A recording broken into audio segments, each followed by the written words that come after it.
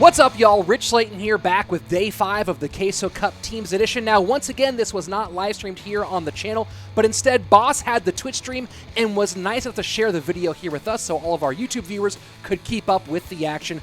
The links for all of his channels will be in the description below, so if you don't already follow Boss on everything, please go ahead and follow him as a big thank you for sharing the content with us. Let's waste no more time and get into it. Now, I must tell you, we're a little bit late getting into the first match because of some scheduling snafus, but there's a lot of great action for Queso Cup Day 5. Let's go to it right now.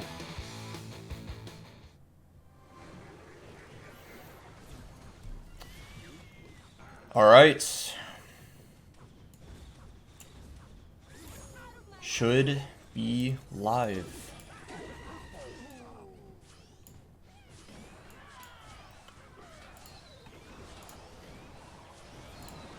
How's it going, chat?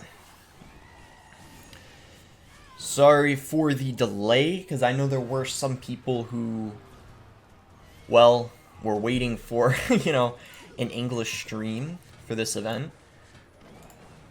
I'll probably wait for a few more people to show up to explain what exactly is going on.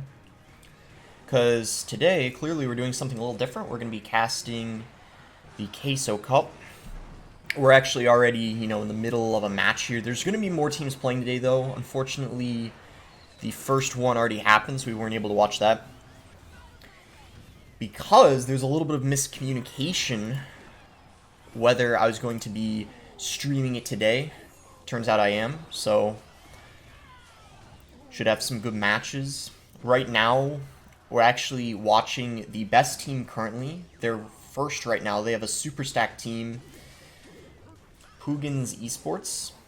They got Mugi, Mohamed Light, Lucas, pretty much a, you know, a dream team.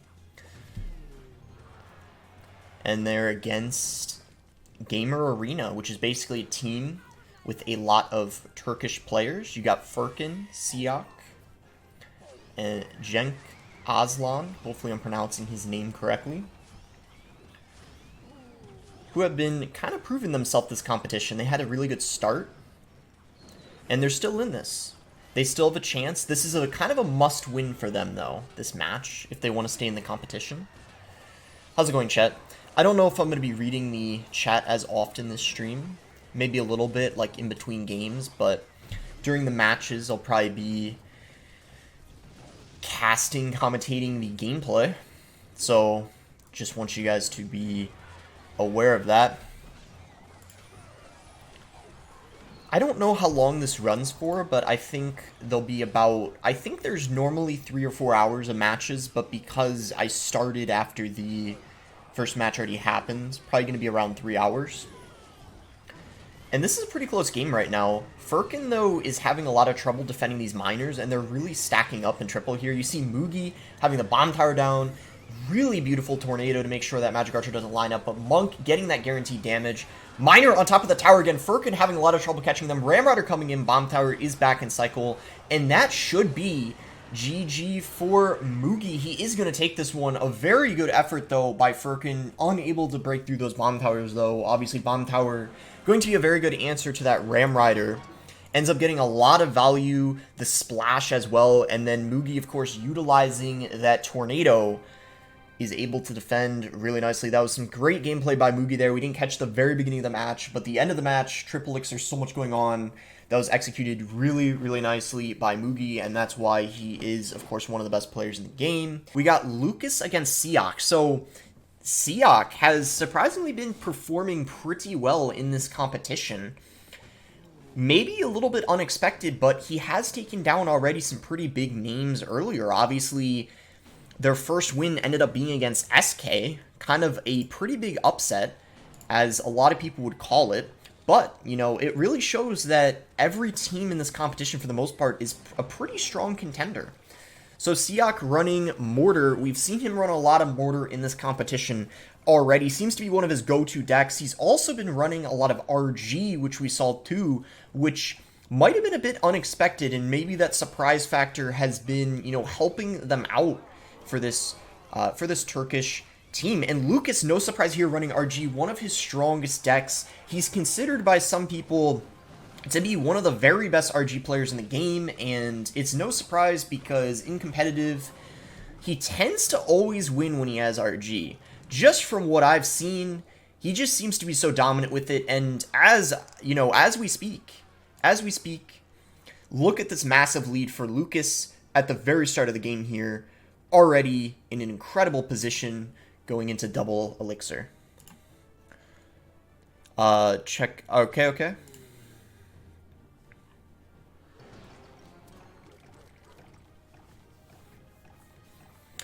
Uncheck the box. Okay, I read that. Give me a second. Is that for the leaderboard? Could you let me know if that's for the leaderboard? I saw what you said. Is that for the leaderboard?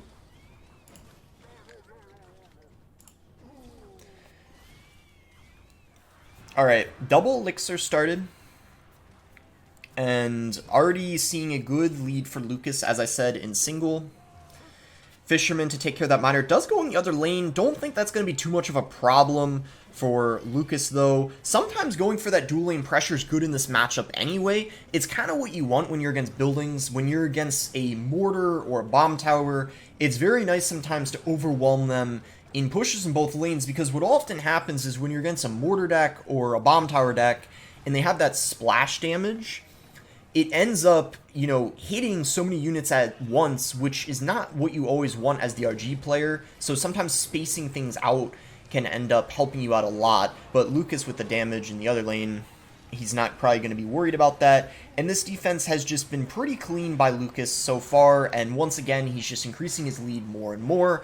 Probably going to be a pretty solid matchup for Lucas. I think the Monk helps a ton. Before that card was added in the game, it was obviously much harder for the RG player to end up breaking through, but the Monk is just such a good tank. It's so good against the Dark Goblin and the Spear Goblins, because obviously when you use that ability, they're practically useless against it, and they end up just dying pretty much immediately.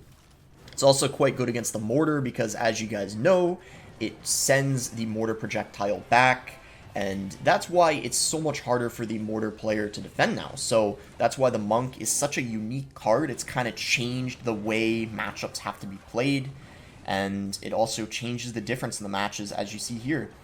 Maybe tides are turning a little bit, though, because as you can see, that RG didn't get a shot, and if Seeok can somehow get the chip damage he needs, maybe he could turn this game around. And you guys saw in the last game when we were watching, it was Mugi, he ended up getting all that minor chip damage against Furkan at the end of the match, and it's possible we see that now. RG comes in, though. Is it going to be defended? No! Mortar comes down too late. RG gets a shot, and that is it. Win for Lucas. We saw at the beginning he had that huge lead, ended up paying off, and unfortunately, for Gamer Arena, they will go down in the first game of the second King of the Hill set, and they already lost in the first set, so this is not a good sign at all for them. We'll see if Furkan and Aslan are able to... Lucas against Aslan. And... oh, wait. I'm going to fix one more thing. I got to fix it for,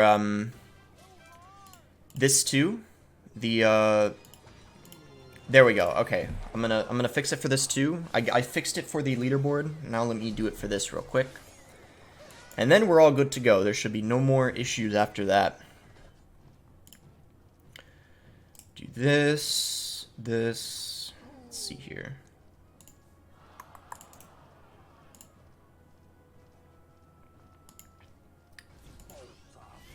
Alright, now let me restart it. And we're good. Alright, nice. Let's go. Let's go. We're good now. Okay. Lucas and Aslan. Both players making it to the World Finals this year. So, obviously at a very good level. And Aslan running a bridge spam deck kind of looks like one Wero would use. I believe he was running it on ladder. So potentially becoming meta, which is a little surprising because there's a lot of zappies in this meta. There's a lot of buildings. Ice Spirits, things that are really good against the Ramrider. Beautiful Tornado from Lucas, getting that King Tower activated, putting himself in a pretty good position. It's kind of like the last game, right? He had that huge lead early on, and this is, I feel like the best players in the game are very good at doing this. They get this advantage at the beginning, but then right as I say that, what happened to Lucas's tower? Ramrider connected, the Rage Ramrider, and somehow he wasn't able to defend. I was just complimenting him on that massive lead he had, and now looks like Aslan was just like, nope, it's not over yet, turns things around, and I don't know now. It's pretty much over. The Monk gets guaranteed damage, Fireball's going to take it, and I don't know what just happened, but Lucas just lost his whole tower in one push. I guess he didn't have a building, so he had a really hard time dealing with the Ramriders, even with it's not looking good. They're down the first King of the Hill set. Second one's even, but look, when you're against Mugi and Mohamed Light, and those are the next two people you have to play against, you can't feel comfortable. It's never gonna get easy when you're against a team like Puigins that has 3 star players on it. All 3 players in the World Finals, and Morten, Mo in the final, as I'm sure a lot of you guys remember. Mo ended up taking it. So you have the, world finalist, world champion on a team with Lucas also, who got top 12, I believe. Mugi, who I forget what he got. I believe it was around top 6. Haven't memorized all the rankings, but that's a pretty scary team. And RG coming out again. RG is so broken this meta. Mohamed Light even made a tweet saying it needs a nerf, or it's just ridiculous how strong it is. And we're seeing that right now. RG pretty much every other game, and I imagine in the duel set, the 1v1, it's always used. You almost will never see a time it's not used, and it's working out right now. In this first match, already a huge lead for Mugi. Aslan is just not able to defend. You see, he doesn't really have a really good high DPS card on defense. The Monk is pretty good against the RG. The E-Drag will get a lot of value because Mugi doesn't have a Lightning, but with those two things, Mugi should be able to find a way to break through, because as soon as Aslan cycles something like an E-Drag or a Phoenix in the back, RG can come in opposite lane, and he just won't be able to defend it. So maybe we see a balloon here, big Lumber Loon push, potentially in the right lane to pressure that RG. No, he's just going to cycle support cards. Very interesting. E-Drag going to get some pretty good value here, forces a Hunter, and it's really good that Mugi has that Hunter. I don't know if this was, obviously the teams have coaches and analysts. I don't know if the Hunter added was like expecting balloon, but if it was, that was pretty smart. Freeze comes out on defense, pretty big, over expenditure on defense there from Aslan, and this is why it's difficult. Look at that, the RG getting tons of damage, and even with the Phoenix, the E-Drag, when you don't have a building, when you don't have a very high DPS card, such as something like a P.E.K.K.A., something along those lines, then it's very hard to deal with the RG. But even when they have something like that, the Fisherman can pull it away, and that's why RG is just so, broken right now. It has a lot of outplay potential, and it's very difficult for the other person to defend these RG pushes, because look at how much elixir he's spending right now. He just went Phoenix, he just went Monk, and even after doing those two things, he took a lot of damage. Finally, a balloon comes out to apply some pressure. Fireball and Hunter come in though, so they make quick work of that balloon. Not gonna really get any damage on that tower. This is looking really rough for Aslan here. Mugi just kind of, he seems to have everything under control, I feel like he's not really making any kind of major mistake, and this is one of these matches where if you just play calm, you're not overcommitting, there really shouldn't be a way for the other player to break through. That was a pretty nice Fisherman there. It was predicting the Lumberjack, and even though the Fisherman didn't end up getting it right away, it still pulled it, but good defense though. No hit from the RG, and now another RG push coming in.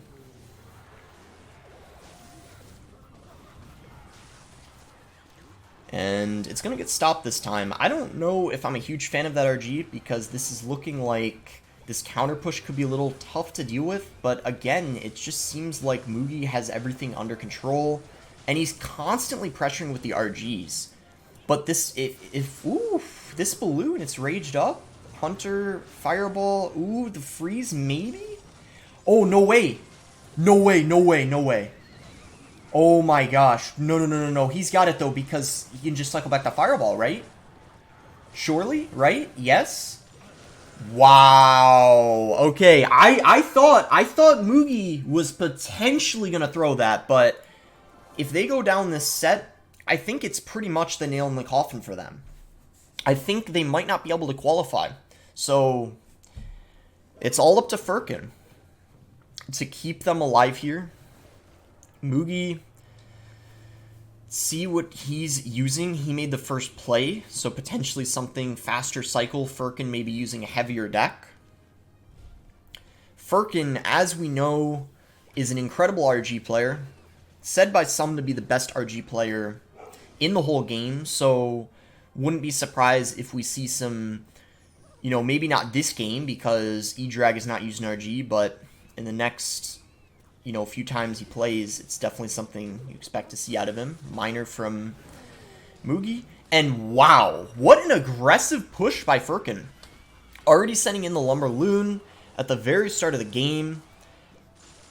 And a freeze, wow. Very aggressive start. I guess it pays off for him a little bit. He is going to get that balloon connection, but counter push potential for Mugi here. He's got the Phoenix in the left. Minor comes in, and I think Furkan might have overcommitted.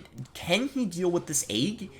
It is going to... It hatches barely, and that is a big time, you know, opportunity right here, because now the elixir advantage is for Mugi by quite a lot. So, and, you know, the Phoenix... I don't even know if that card got nerfed. At least I can't tell. Like, I mean, it got nerfed 10% damage, but clearly still, you know, look at all the damage it got on the tower. Yeah, I don't know. I don't know if that overcommitment paid off for Furkan, because one balloon hit, it's nice and all, but when you're using a deck like Lumberloon Freeze, it really shines in double and triple. So you want to be more passive usually. But we're seeing in this match a completely different playstyle than what you'd expect. So again, Balloon coming in should be easy defense for Mugi because he of course has that bomb tower in cycle. And Phoenix is up, but maybe, just maybe, somehow a Balloon could sneak through here. Almost gets a drop, pretty close. Maybe like a 1/10 of a second away. Mugi is able to prevent that connection from happening. So I imagine that last card for Mugi is going to be a poison. And whoa, look at that. Look at that. It got pushed. It got pushed. No way. Whoa. How did that even happen? Now, oh my god, that just... Well, now Furkan is in... Oh no, oh no, oh no. Well, Monk is broken. I was thinking Furkan was in a good position, and then in 2 seconds Mugi just won. That's Monk. So yeah, look at this. Puigins Esports again. As I already said, first place, 14 points. Massive lead over second place. They're just completely dominating the competition. I think they're kind of the favorites in this event, or the team, I guess you could say, that people expect to win, and it would be pretty surprising if another team wins, but as you guys know, in Clash Royale, upsets do happen a lot. And then Gamer Arena, it's not looking good. 5 points. So I think after this, I could be wrong, but I think this match is already done. Unless the third match is played no matter what. If the third match gets played no matter what, then I guess they have an opportunity to get another point, which could be pretty important, because if they do get another point, they're tied technically with Chivas Esports and SK Gaming. So that would be good for them, but I think it's, Whoever wins if you win the first 2, then it's over. So in that case, it's not going to matter for them. So already going to be a free win for Tribe because unfortunately Beniju is unable to show up. So it's already, you know, I would say it's already looking really good for Tribe. I mean, especially when you have to go against a roster of Wallace, KK, and Pandora. That's a very tough roster to go through. Pandora and KK were both at the World Finals as well this year. A lot of players in this event were in the World Finals, so it really is the best of the best players competing here. Ruben, though, I mean, he definitely can save his team. He's done it many times in CRL for Team Queso. We've seen a lot of reverse sweeps. Maybe not a reverse sweep because he usually likes to be in the middle of King of the Hill, as you see here.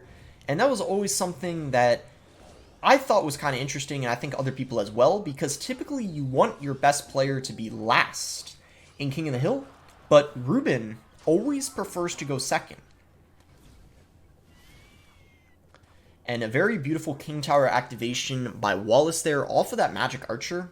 It's going to help him out a lot this match because, as you can see, Ruben has a lot of ground cards like the Lumberjack, the Ram Rider, and I guess even the Monk. So having that King activated is going to definitely help you with some interactions, especially against that Ram Rider. We already saw this deck once or twice already earlier, and it was Lucas was the one who had trouble defending against it. So we'll see if Wallace is able to defend against it a little bit better this time. He does have a Fisherman, which is going to be very good against the Ram Rider. Maybe not as good as a building because the Fisherman obviously can be fireballed away, but it's still going to be a pretty reliable counter to that Ram Rider. So Goblins with the RG, that was a pretty smart play because, as you can see, Ruben didn't have the Bar Barrel in cycle, so a Fireball has to come out. Massive overcommitment, and it was because of him not having that Bar Barrel in cycle. So being able to recognize your opponent's cycle is very, very important because, because of that, Wallace is able to take a massive lead and already got, over 1,000 damage just because of identifying the Bar Barrels out of hand for Ruben. So Monk fighting against the other Monk here. The RG is getting pushed back by that Monk. The Monk is an amazing counter to it, and it gets fully countered right there, that RG push. That was really nice defense by Ruben. Definitely a much better job of stopping that RG than the first time, which got all that damage. So I imagine Ruben kind of has to double down on defense because he already took so much. But the problem is when you're using a deck like Ram Rider Bridge Spam, you have to be pretty aggressive. But Ruben is kind of in a position with all that damage he took on his tower that he can't really be over-aggressive because he can't afford to take one more, massive RG push that ends up getting a lot of damage because he already lost half of his tower. On the flip side, though, he did deal a lot of damage in that right lane. So I guess we'll see what happens. RG coming in here, no Monk to deal with it. So Wallace kind of recognized that and ended up sending one in that got a ton of damage. Now under 1,000 HP is Ruben's tower, and Ruben's got to try to make something happen here. So he's kind of desperate for damage, going in for a push finally. Phoenix with the Ram Rider. Ram Rider does connect. It might even get one more shot. Goblins, are able to barely stop it in time. Pretty good defense by Wallace overall, but look at the Phoenix on the left side. Wallace just ignored the entirety of that. Wow. Everyone knows the Phoenix is broken, but I still feel like people are underestimating it. They don't realize how much damage it's actually going to do. I thought the Monk ability was going to come out from Wallace, which would have maybe sent the Fireball back, but it would have been hard for him to predict, especially in triple when you have so much going on. RG, though, on the tower. It just needs one more shot, and that is going to do it. Log and Fireball do win this game for Wallace, unless... Oh, the Monk ability's in. He can't go for the Log. He has to defend. Oh, Log comes in. Ram Rider connects. Oh my gosh. 40 HP. That was like, that really came down to the wire. I thought that Wallace... We got Wallace against Bale now. So Wallace coming out with the RG again. Very interesting he decides to go with RG 2 times in a row because You could say it's kind of predictable, especially because Wallace is known for being really good with RG, considered by many to be one of the best RG players in the game. Recently, I believe it was earlier this year, he finished 4th on ladder with RG, so definitely one of his favorite decks. But maybe it's so predictable, so obvious that in a way it's kind of unpredictable. We talk about this in competitive sometimes. Sometimes just doing what people expect ends up working out because people don't think you're going to do it. And that might be what Wallace is thinking in his mind. Or it could potentially just be because the analysts told him to use this. That's also a big possibility because pretty much all the teams have coaches and analysts which are definitely helping these players out because you want to be getting the best matchups you possibly can. And the players, you want them to be focusing on playing the game, not choosing the deck. Because if they're worried about what they're going to play, maybe they won't play as good. So they want other people to help them with that. And it's a very important part of, you know, the matches and the team's success is having a good analyst and coach helping you out.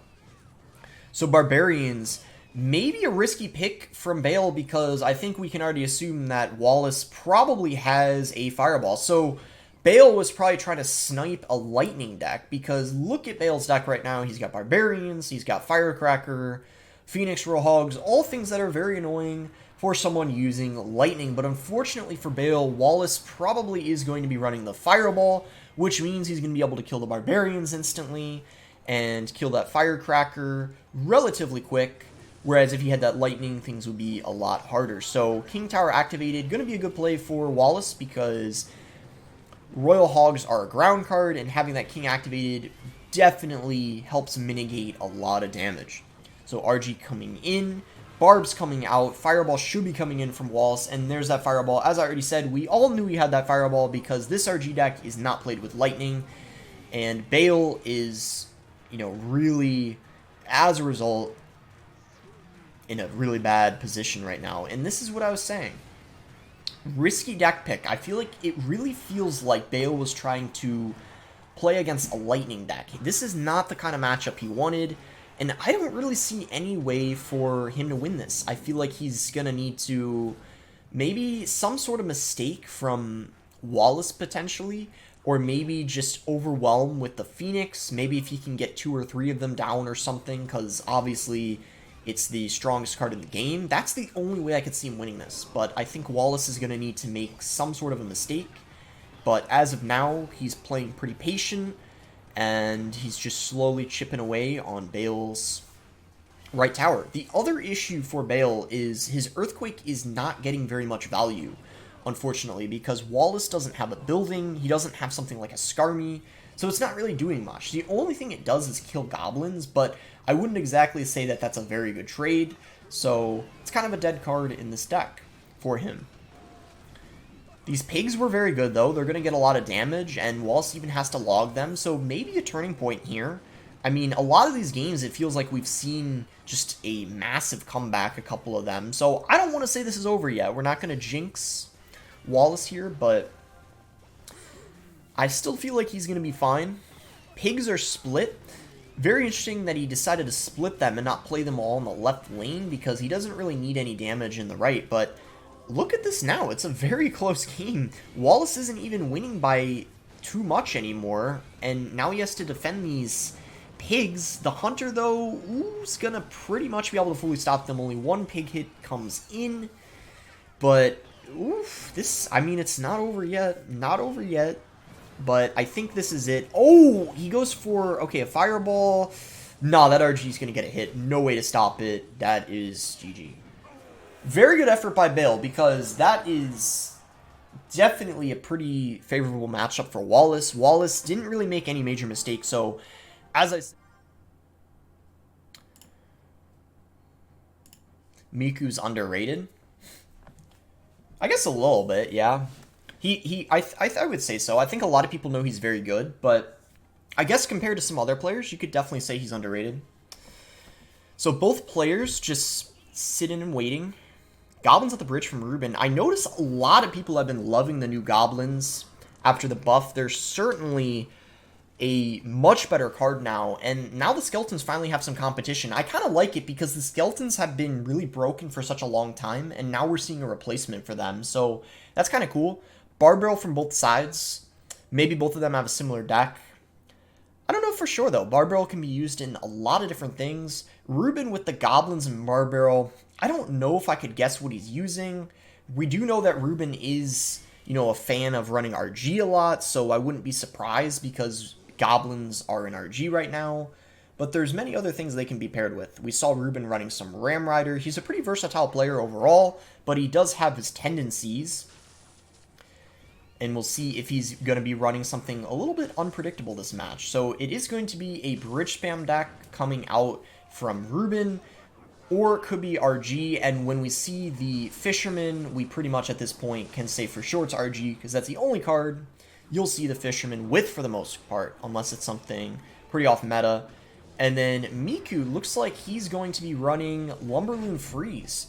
So much Lumberloon Freeze today, and wow, Ruben already off to like an incredible start. I don't know what happened there because Ruben didn't even send in the RG, so maybe just some, I don't know, just not the best defense from Miku, but I don't know, it's weird because when you think of the RG as the win condition and then you get all that damage with support cards, you gotta feel like the defense wasn't the best it could have been, but the Monk and the Phoenix are just so broken that the Phoenix is kind of like a win condition at this point, because if you get it on the tower, it pretty much takes the whole tower if left ignored. The Monk is going to be guaranteed damage here. Ruben going in very aggressively, hopefully not too aggressively, because that counter push can cost you the game. We saw almost one Lumberloon push completely turn the game around against Mugi earlier, and Ruben does not want to be put in that situation. So he's really got to be careful, because as the RG player, you're very tempted to just keep going in for pressure, because it's a pretty aggressive deck, but you have to remember you have to have strong defense as well.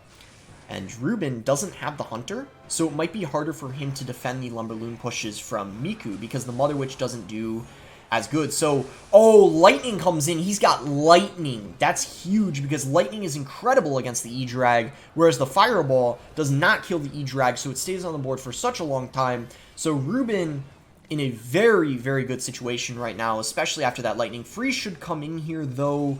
Yes, he is able to freeze the Mother Witch and the Phoenix. And this one balloon push, the NATO comes in, the balloon, is it going to get another shot? It gets another shot, and just like that, it's an even game for both players. Anyone could win this. But look at this counter push, and that's it. That's it. It's done. It's done. Ruben takes it. Miku doesn't even try to defend. It's over. So Ruben is now on a team called Cal. It's SK Cal, something like that. And he was recently signed to them, but Queso wanted him to play for... Ooh!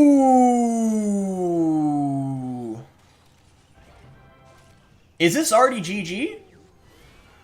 I don't think it's good game yet, but that Magic Archer, complete waste of 4 Elixir, and already a very, very rough start for...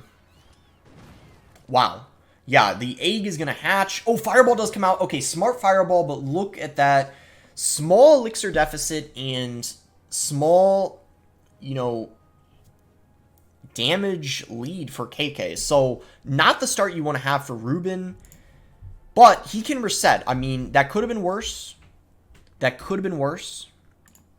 But you can't be doing that. You can't do that again later in the match. That's probably like the one mistake he can make, and now he can't afford to make another. So we saw a really close game earlier when Ruben was running this Ram Rider deck.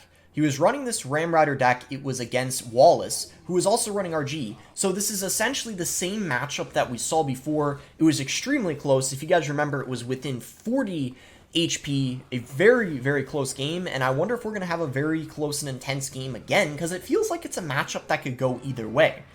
RG used to do pretty good against Ram Rider decks, but I feel like the Monk is pretty solid against the RG, so it's a little bit harder to break through, which makes the match pretty closer, and it's one that really could be anyone's game. So RG coming in, I don't know if I like that RG, but that Fisherman, oh, it didn't, the Magic Archer didn't cross over. That is really bad news for KK, because look at that Magic Archer. It's still firing away, getting all that value, taking care of the Phoenix, taking care of the egg. Does he counter push with the Magic Archer? No, he does not. I'm a little surprised to see that. I thought we would maybe see a Ram Rider come in front of that Magic Archer, because it already got so much value, so why not try to get more value out of it? That's what I was thinking, but Ruben probably wanting to make sure that he's defending because he took that damage early on and he doesn't want to let that happen again. But pretty soon he is going to have to get aggressive. I'm a little surprised he hasn't used a Ram Rider yet this game, because, you know, usually when you're running a bridge spam deck like this, you want to be applying pressure. And there's the pressure we were looking for. And see, right as he goes in for just one Ram Rider push, he won the game! He won the game. Do you see what happens when you pressure? You win. One push, and it's over. This meta is crazy. Team Queso, so this is exciting. Wallace, though, came out of a very strong performance, though, in the first set. I can't necessarily call it a sweep because Beniju wasn't there, so he technically didn't win 3 games, but Tribe did sweep the first set. So, Ruben now coming out with RG. Ruben, one of the very best RG players in the game. There's a lot of good RG players in this event. Wallace is very good with it as well. We saw him use it 2 times in set 1. And now he's going with a mortar deck. At least that's what it looks like. Maybe it's something else, but Wallace is very good with mortar, so that is what I expect it to be. We see the Miner, we see the Phoenix, Skelly King, Goblin Gang, so I'm pretty certain it's mortar at this point. And now I know for sure it's mortar because we see the Dark Gob. So, interesting start here. Both players kind of cycling their support cards, and Ruben, I guess, kind of gets the advantage off of that. A very small advantage, kind of subtle, but he also has the Elixir lead, and ooh, I do not like that activation. If Ruben goes RG here, I don't know if Wallace can defend. Yeah, oh, this is it, right? Because Ruben, like, Wallace just doesn't have the Elixir. I think this is it. I think that activation cost him there. That's what I was saying. Wow. Ruben is going to, it looks like, sweep here for Queso. And we're going to have ourselves a set 3. Hey, I'm not complaining. I'm not complaining. I want to see a set 3 with these teams. I just didn't expect it to be this quick. Wow, I mean, already, you know, 2 minutes in and it's over. I don't know if Wallace is giving up here. Is he just gonna, you know, accept the fate? It looks like he is. Oh, no, he's, oh, well, Firewall in the RG. I don't know about that, but, you see the wow come out from Ruben. That's what I was saying. Like, I don't know about that Fireball. I think Wallace just knows it's over for him. And, oh, he's still playing. Okay, I thought he was gonna give up. I thought he was, but I don't know what's happening now. He's just playing random cards, I guess. That's what it looks like. I don't know. I don't know anymore. We'll just see what happens. Yeah, I think he's just playing random cards. He knows it's over, but he just doesn't want to... I don't know. He doesn't want to give the 3 crown, probably. So that's it. I guess we can imagine or assume that Ruben is going to be coming out for Queso for the 1v1. But who does Tribe bring out? Who does Tribe bring out? Chat, what do you think? Who does Tribe bring out for this 1v1 set? Of the 1v1 set, it is a duel set, I believe, but as you guys can see, it's not in-game duels. It's, you know, 1-by-1, which I guess is good because it means they can change their deck. So that means that it's not, like, pre-submitted. Technically, you know, you can kind of, after the first game's done, you can then decide what you use. Ghost missing the goblins. That was, wow. Don't know what happened there. The Ghost sometimes does that against Skarmy, and apparently goblins too. That was interesting. So it looks like maybe going to be RG against RG. We obviously know that Ruben is going to be running RG. At least I'm like 99% sure because we see the Ghost, we see the Hunter. Every one of those cards is in RG. And look at that Magic Archer. Does line up on the tower, but a beautiful log does push it away. So Ruben prevents what could have been a huge amount of damage. Because if that Magic Archer stayed lined up even after that log, that would have been like 1,000 damage. So it's going to be Drill from Wallace. We know that Wallace likes using this deck. At least I know before this meta, this was one of Wallace's go-to decks. He really likes using these, you know, kind of, I guess you could say, like, spam decks with the Magic Archer. He really likes using them. Definitely one of his comforts. And then Ruben, too, running RG. Definitely one of his comforts as well. You can see, even in events like this, some of the best do like to go to comfort decks when it's a really important 1v1 set because they want to be playing what they're good with. And it looks like Ruben did mess up the RG because that Giant Skeleton is going to stay locked on the tower. So really, really nice start by Wallace. And I feel like he really needed this start because this is a pretty good matchup for RG. So Wallace has got to be happy with how the start of this game went because it's going to get kind of rough, I feel like, as this match goes on. Because defending the RG pushes is kind of tough when you don't have a building. The only thing you have is a defensive drill. And the Ghost is really good against the drill on defense. But that Fisherman from Ruben might have cost him the game because it didn't even activate the King Tower. And clearly, Wallace got the Giant Skeleton Bomb on top as well. Very close game, though. Even after that Giant Skeleton Bomb, both players very much in this still. Ruben's only down by less than 100. And as I already said, defending the RG pushes is kind of tough. So I feel like Ruben could easily turn things around here. Just can't let that happen again. Any bad Fisherman, he's got to really stay on top here on defense. And that Ghost is getting a ton of damage. Definitely not what he wanted. Good defense by Wallace. I don't think that RG is... Oh, so close to getting hit, but does not get one. But, wow, look at the Fisherman.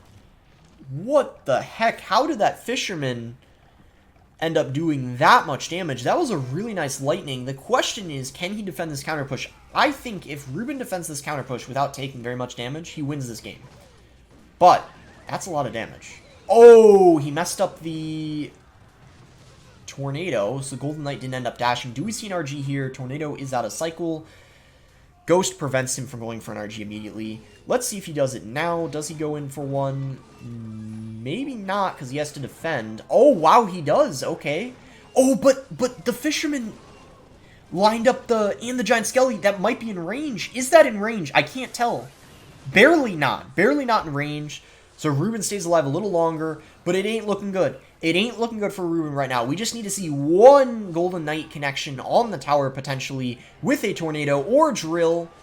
Getting that spawn damage and a Goblin getting a hit would probably be enough to finish this game off as well. Tornado is not hitting the tower, so we don't see any additional damage for Wallace, but Ruben unable to break through on that push, and that might have been his last chance. Drill coming in.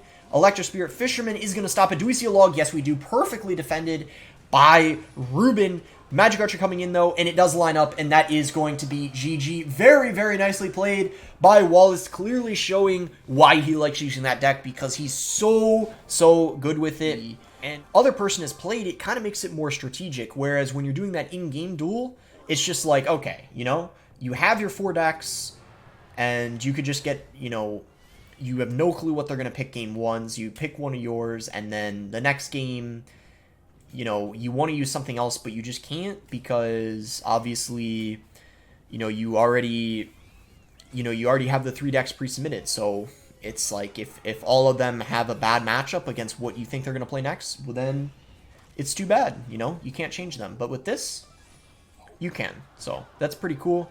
See an Archer Queen from Wallace. So now it looks like it's Wallace's turn to run RG. As I already said, both of these players are incredible with RG. They're both some of the best RG players in the game, so it's no surprise that they're both running it in this 1v1 set, especially since RG is one of the best decks in the meta right now. It's so consistent, and it hardly has any bad matchups, especially if you're playing it perfectly. So Ruben using both the Monk and the Phoenix. Wallace maybe only using the Phoenix. Maybe he's saving that for Game 3.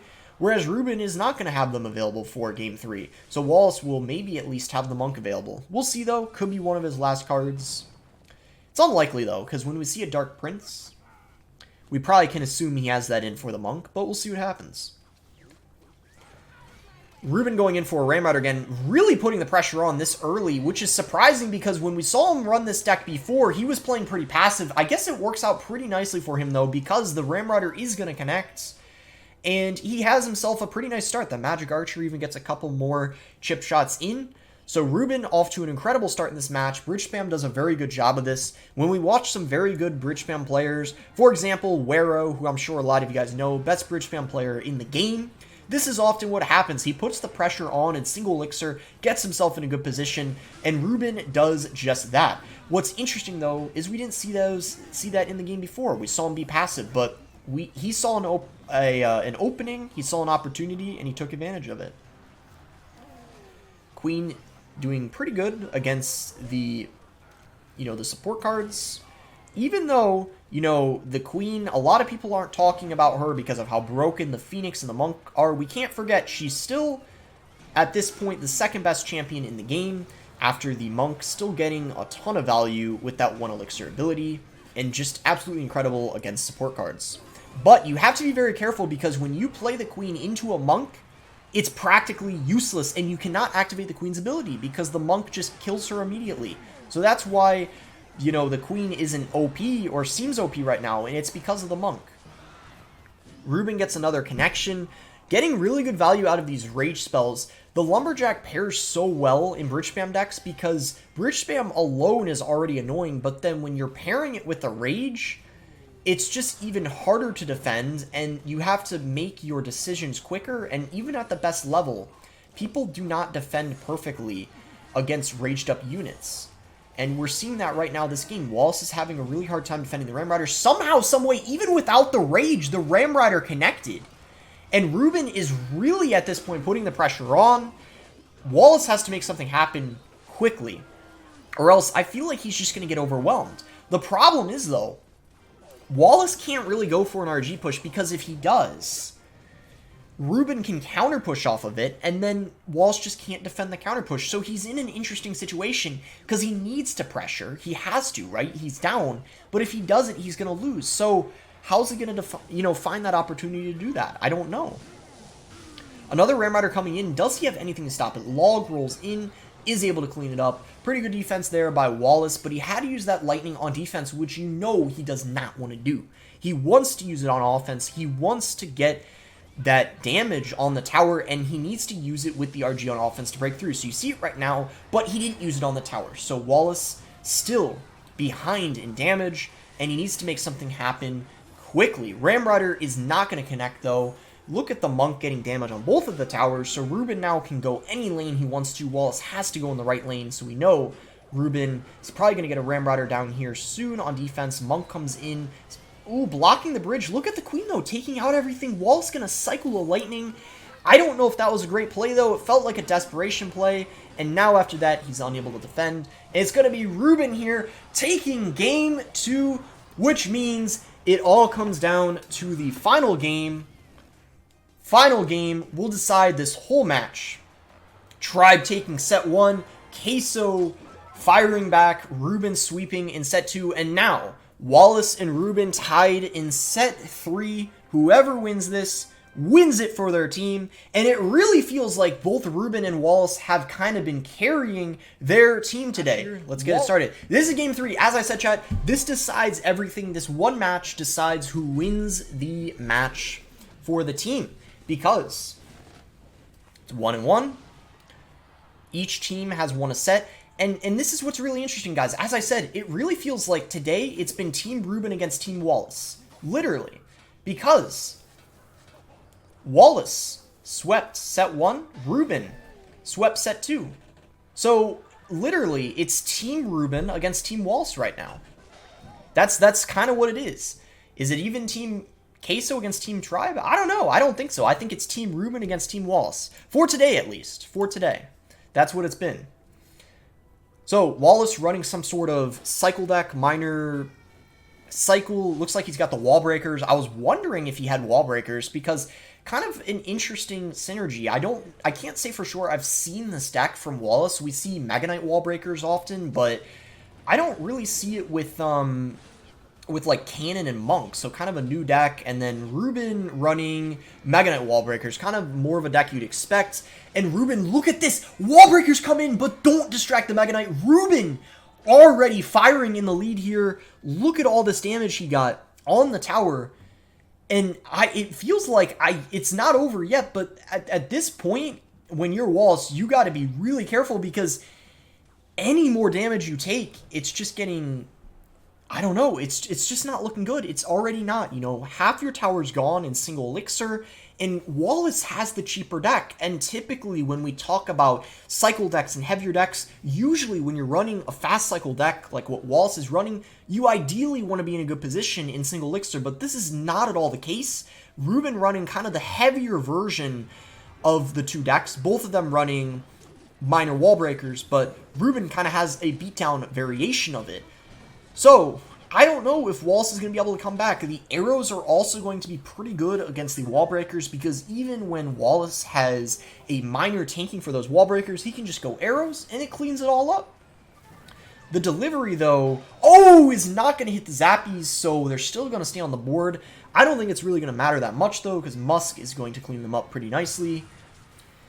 But still, Wallace is behind a little bit. But after that first sequence, Wallace has been playing a lot better. I have to say, he's barely taken any damage. So at this point, I almost want to say Wallace may have a great chance of coming back. I don't like those wall breakers by Ruben.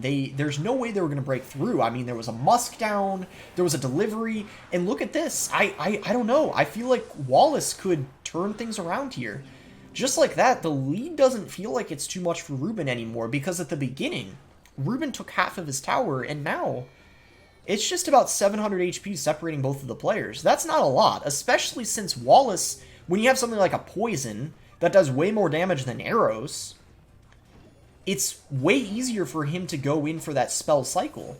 So I think in the endgame here in Triple Elixir, we could see Wallace turning things around. It all depends, though, on how good his defense is. He's got to have good control here with his defense. He's protecting the Musketeers. I really like what he's doing. See how he's keeping the Musketeer alive? Because he knows the Musketeer is the key card in defense here against the Zappies, even against the Mega Knights, because when you're going in for like Monks and Skeletons to distract, it kind of stays in the back and doesn't get damaged. So him getting the value out of those Musketeers is what's really helping him turn things around and hopefully, you know, come back in his mind. But those arrows were really good by Ruben, and now, it's starting to lose control again. He's starting to lose control. Wallbreaker connects, and Ruben Prince connection. Oh, wow. So, Queso takes it.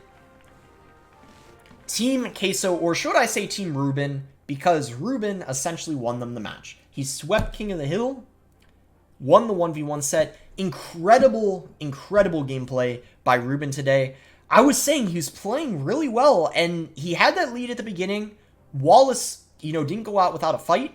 He made a good attempt to come back, but I think with that advantage Ruben had, he, in the end, was able to, you know, stay in control. And that was really, really nicely played by Ruben. That was a great match. Really close one. I felt like, you know, either team could have won that one, and that really shows why they're both pretty close to each other in the leaderboard. So let's go ahead and open up the leaderboard here. So it was Tribe and Queso were like neck and neck, but as you guys can see, Queso shoots all the way up to second place. That's like a big time win for them. And now Tribe has got to be careful. They don't want to drop much lower, because if they do, they might be in a position where they don't qualify. Fifth place is... Oh, they move up. Look at that. It's updating in real time. Now they're in fourth. Look at that. They were fifth, but now they're fourth. So, okay, both teams in the top four still. That changes things. Fourth place is, you know, you're fine. Fifth is, you know, that's where things get a little bit, you know, because then at that point you're below average, right? Because... So you want to ideally stay in the top four, and Tribe is going to, and that's because they won a set. So even though they didn't win the match, they won a set, which gets them a point. And in this format, every point counts. So even if you don't win the match, you do really want to be winning a set at least. So it is a good thing that they were game one of this match, Airsurfer against Vitor. So I feel like both of these players are at about the same skill right now. They're both like just at a great level. I think it's just going to be a close game. I mean, then again, it could be a blowout because the Phoenix and the Monk, we just don't know. But I'm just saying, like, on paper, they're both around the same skill, I'd say. So Log coming in on top of that RG. Good opportunity to use Goblins when that Log is out of cycle. Archers to clean up. So it looks like Vitor is running this new Mortar deck. We've seen it on, or at least I've seen it on ladder a few times. It's kind of making I don't know, it's kind of emerging in this new meta. We don't know how strong it's going to be, but there's been a lot of Mortar players who have enjoyed running it. I believe it has the Monk in it. Maybe Vitor is using a different variation that doesn't have them. Okay, there you go. There's the Monk. So it is going to be the Mortar deck I was thinking it is. Vitor's last card is probably going to be a Poison unless he decided to sub in a Fireball, which is possible because, oh, Mortar is going to get attacked by that Monk. Definitely not what Vitor wanted there. So maybe a little bit of a slip up on defense, but I feel like he's going to be fine because Airsurfer's not really going to overcommit with this RG. When you're playing RG in single elixir, in most cases you don't want to overcommit and be super aggressive with your first RG push. Like, you don't want to use spells with it. You can, of course, play your RG, but if you overcommit against a cycle deck especially, they're going to be able to, you know, hit you back with a minor push. Like maybe in Vitor's case, he'd go minor Phoenix, which isn't what you want. So you have to really make sure you're not overcommitting unless you're up a lot of elixir. So Vitor going in here pretty aggressively himself. Monk ability coming out from Airsurfer. Really smart play because, as you guys can see, it fires the Mortar Shell back. All projectiles, and that also includes buildings. So Mortar, Bomb Tower, anything along those lines.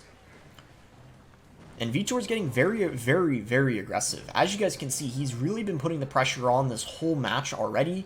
And Airsurfer's in a very kind of tough spot. But it's not over yet because the Monk pairs very well with the RG. Especially when you're going against a building like a Bomb Tower, a Mortar, because it'll send the shell back. But for some reason, Airsurfer isn't going to go with the Monk in front of the RG. Very interesting decision. I probably would have gone for it with the RG because then you would have been able to have a pretty threatening counter push. But instead, Vitor was able to just defend that RG push relatively easy, and that RG pretty much did nothing. So I don't want to say it was a waste of 6 elixir, but he didn't really get much value out of it. So I feel like Airsurfer's got to turn things around pretty quickly here.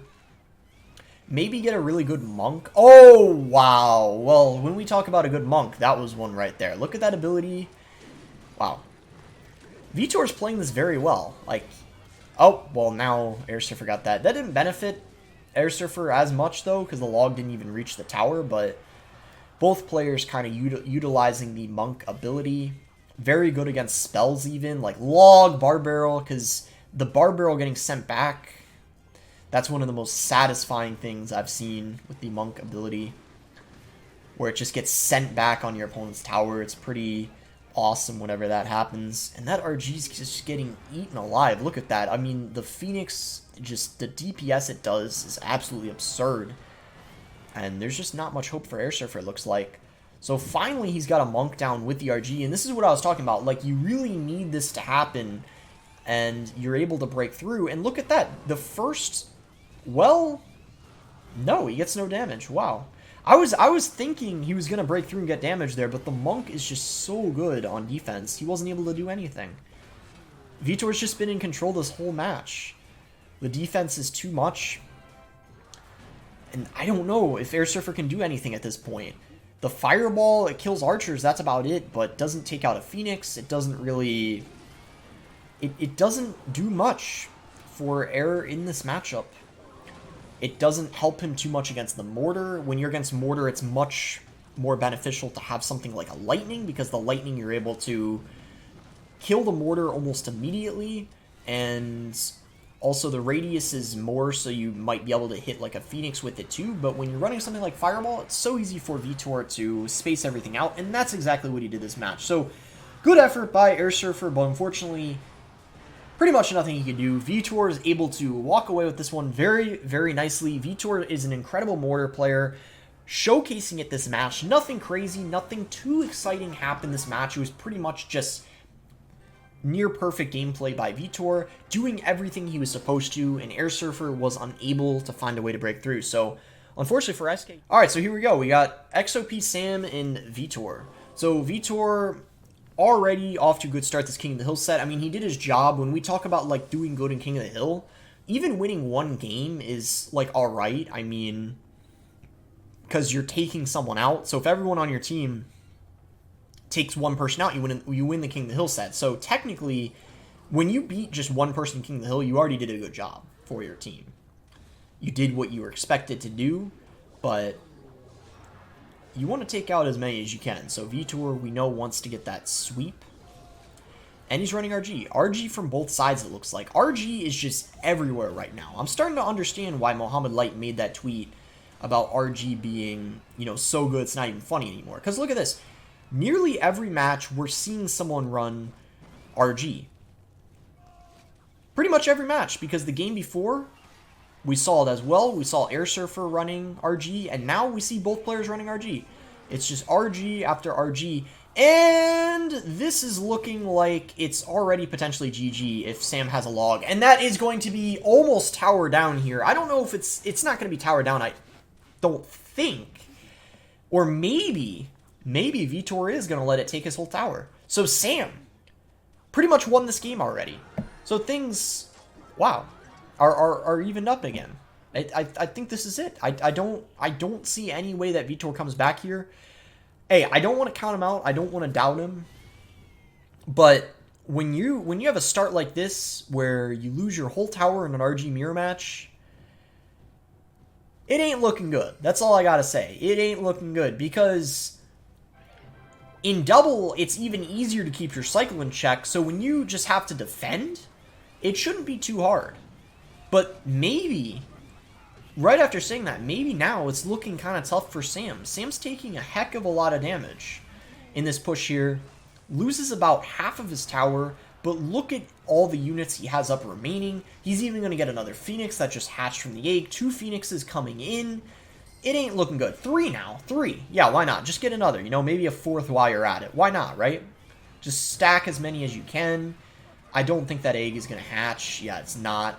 But yeah, 3 Phoenixes down. That's a pretty scary sight to see. He's going to get another one down, and this is it. No way for Vitor to break through, because he needs 6 Elixir for the RG push. So by the time he gets it down, he can't support it at all, and he has to play it into 2 Phoenixes.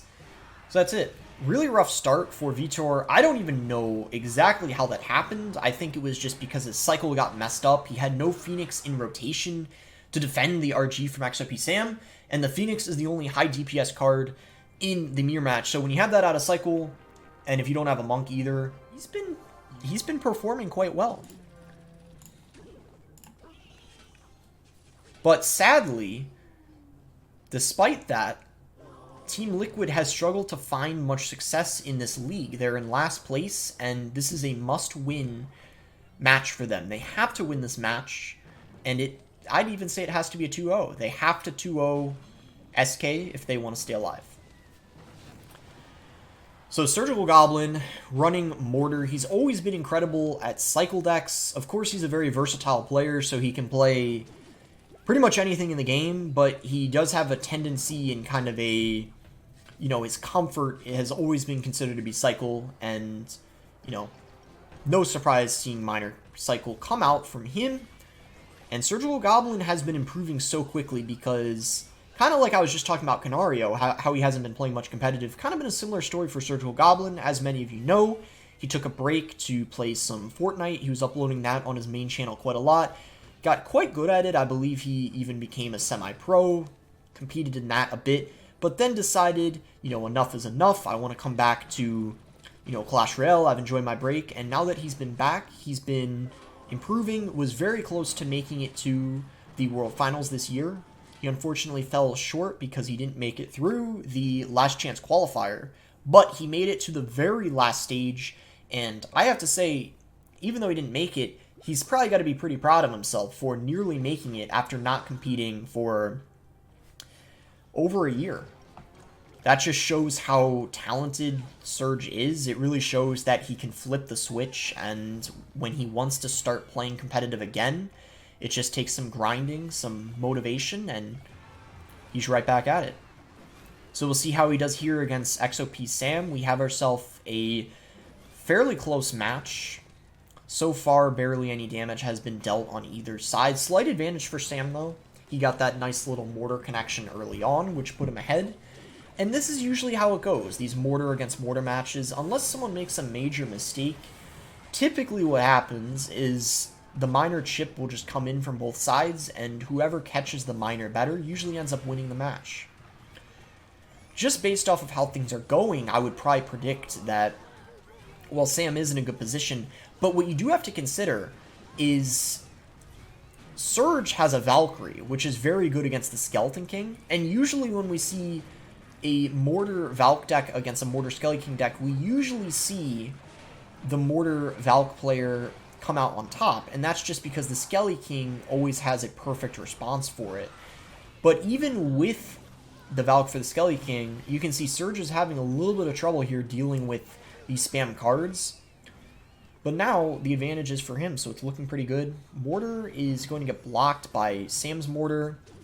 But overall, I feel like the flow of the game is going so well for SurgicalGoblin right now. He really came back after that, little bit of a slip up at the start, that mortar connecting.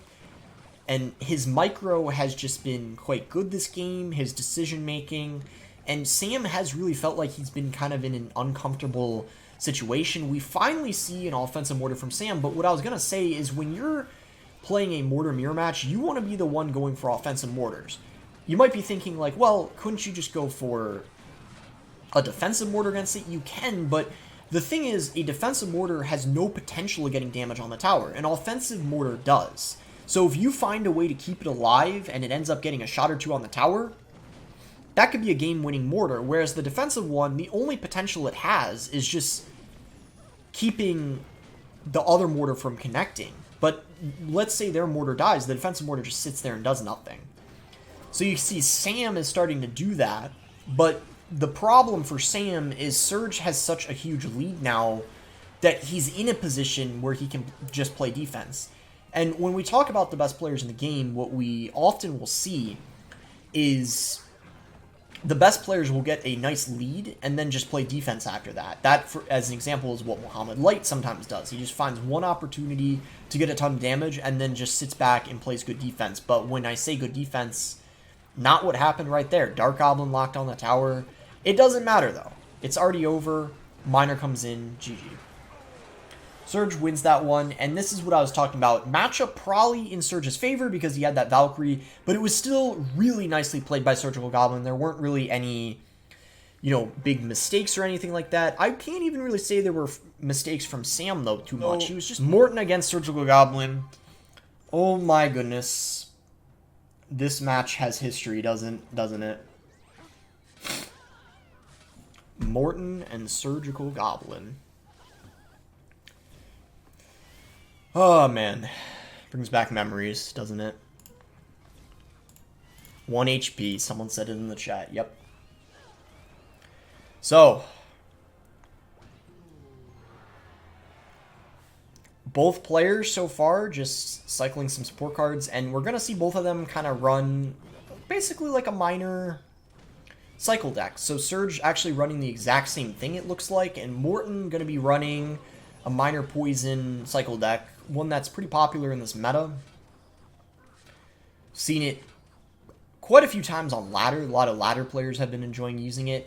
And a little bit of a slip up there against that monk. Wow. That ended up costing him a lot of damage. So already a really rough start for Surge. And then that miner wasn't caught either. So this is not looking good. Matchup-wise, though, typically Mortar does pretty good against miner control or minor cycle, but after this start, I can't say that Surge is in a very good position. But in the last game, he started off kind of bad and came back, so we can't count him out yet. Like, look, if there's anyone you can't count out, it's SurgicalGoblin. I always feel like when people talk about SurgicalGoblin, they're like, oh, he's washed, or like, oh, whatever, and then out of nowhere, he just comes back and is the best player in the game, you know? That's what happened in the... I forget what season that was. It was, I guess, well, I guess it was when he won the 2019 World Finals. I mean, that was what happened. People were like, nah, he doesn't have what it takes anymore, but, he did. So, I just, like, whenever it's Surge, you can never count him out. That's what it feels like anyway. And just like that, he came back. It's Surge in the lead now. Morten's been having a hard time dealing with the mortars, and that's what I was talking about. When you're running a minor control deck, that's typically why mortar does have that slight advantage, because you only have the minor as a way of getting damage on the tower, whereas the minor mortar player has both. And a poison, even though it's decent against the mortar, okay, well, now Phoenix on the tower, and somehow it didn't get retargeted. Usually it retargets. How did that not happen? I'm so confused. It didn't get retargeted.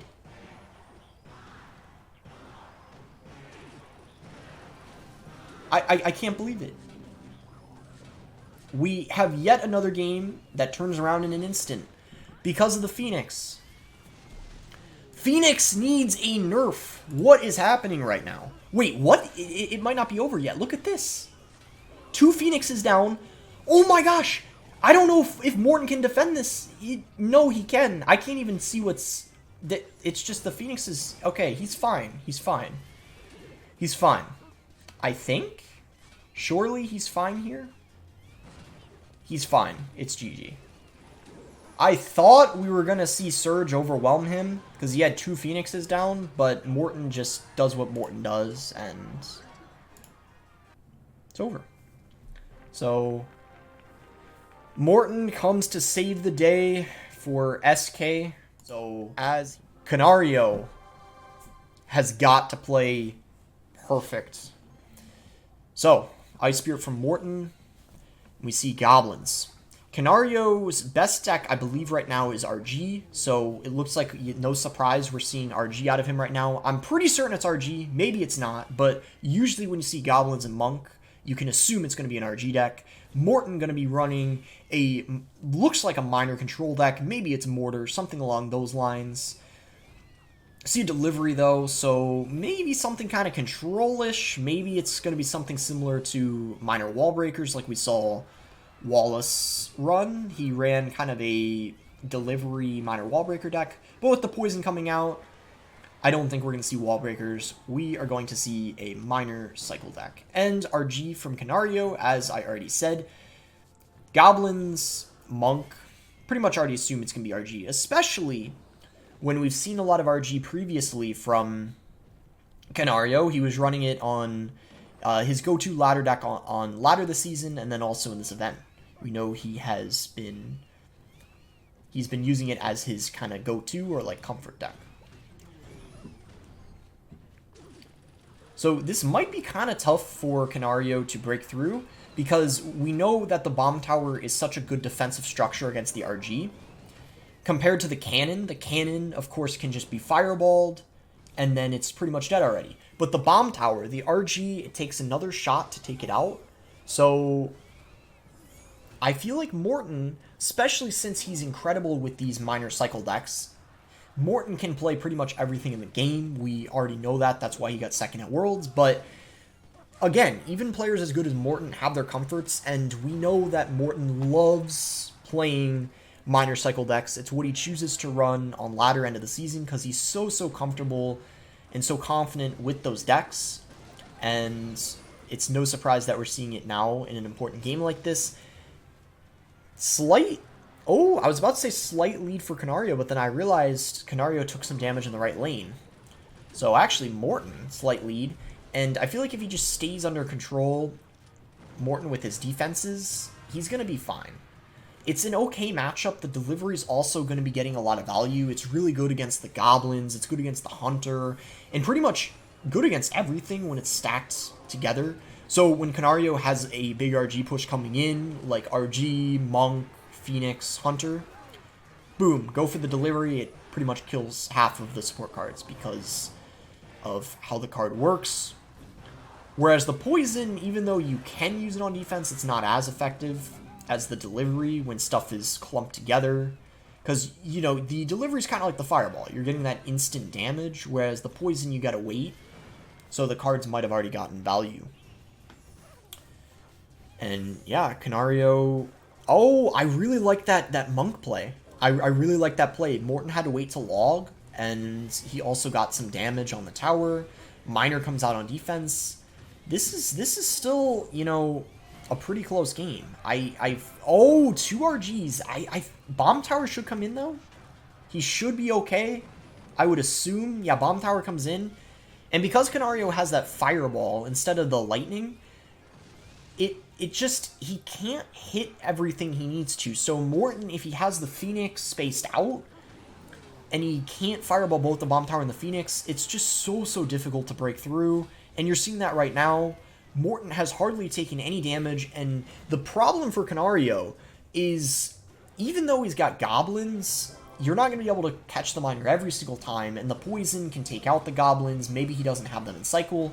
So Morten's always going to be consistently getting chip damage throughout the match. Maybe not every miner, but most. And because the miner's so cheap and the RG's expensive, it's really difficult for KaNaRiOoo to defend that miner every time, whereas Morten usually is going to be able to, because, you know, he's never going to run out of elixir, especially in triples. So at this point, I am just going to straight up say it, it's over. Morten won, because KaNaRiOoo can't break through. So Morten is going to do it for SK. I mean, can we really say... Is anyone surprised right now? I'm not surprised. This is just a normal day for Morten. Morten does what he does. When he's last in King of the Hill, the King of the Hill just started, because Morten is essentially equal to 2 players, maybe even 3 in King of the Hill. Both players at a very similar skill level. Samuel getting top 3 in the World Finals. You could even... Yeah, Samuel getting top 3, and then Vitor, I forget if it was top 8 or top 10, but also an incredible performance from both players. And we see Mortar from Vitor again. He already used it earlier today, so it looks like these players seem to be completely fine running their comfort. They're not really worried about getting sniped. Maybe it's because of the meta, so like even if it's a bad matchup, the Phoenix and Monk are so broken they can win anyway. It's just a weird meta right now. So Ram Rider aggressively played by Samuel already, not going to break through. I don't know if it was over-aggressive, because as you can see, he still has a lot of elixir to deal with this counter push. But if that egg hatches, he could be in a lot of trouble right now. Luckily for him, Skellies do get the job done. And... oh, wow, Ram Rider again by Samuel. Very aggressive. This one, though, might have actually been a... oh, yeah, it does connect. So, tie game, look at that. 26-51, 26-51. Even Steven, you don't see that very often. Especially when it's like a different deck. Like, you don't typically see that. So, that's pretty cool to see. Perfectly timed Mortar on top of that Magic Archer. Even though the Mortar lost a lot of its health, I would still say that that was a okay play. But the only thing, though, is now Samuel can go Ram Rider and Vitor doesn't have a Mortar in cycle. So maybe it wasn't the best idea. But you can't go Ram Rider into a Monk, because it'll actually, the Ram Rider will get stunned, because if the Monk ability is used, it is technically a projectile. So that's why Samuel didn't do that there, even though there was an opening. Since there's no Mortar, the Monk is still a great counter to that Ram Rider.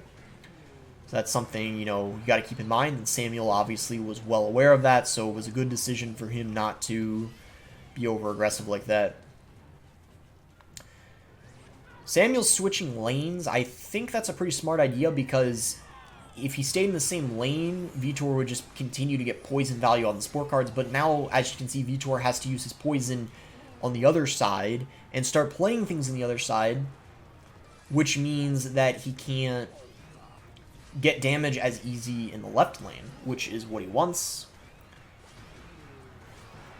But I don't know how... I think Samuel... oh, wow, he is going to go for a Ram Rider here. I was going to say, like, he needs to be keeping the pressure on, because when you're using a Birch Spam deck, if you're playing too many defensive cards in the back, I think it kind of helps the other person, because if you're just playing passive, they're just going to deal with the support cards really easily, whereas the Ram Rider, that's stressful for them to defend. The Ram Rider always kind of keeps them on their toes. Like, look, Vitor has to use defensive log, and even after all that, he's getting all the damage. So now, Samuel's realizing, okay, so when I'm pressuring, Vitor's having a hard time defending. So he just keeps doing it, and he's got to do that again. Continue doing that as often as he can, because when he's playing defense, it's not, like, it's not ideal for him. So Mortar comes in. Vitor Fireball makes room for the Ram Rider. Does not connect, though.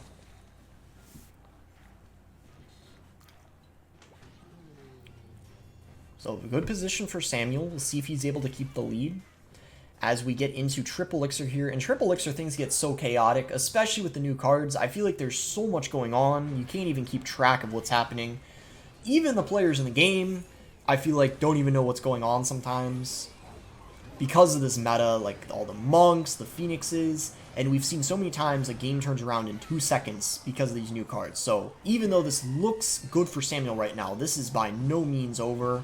The only problem, though, for Vitor is because of the deck he's using. It's a minor cycle deck with Mortar. It's not a beatdown deck, so it's really hard to, in one push, steal the game like we saw with Lumberloon Freeze. But right as I say that, we see 2 Phoenixes down, we see a Poison come in, but 10 seconds to go. I don't think Vitor is going to be able to get it unless he gets the minor in time.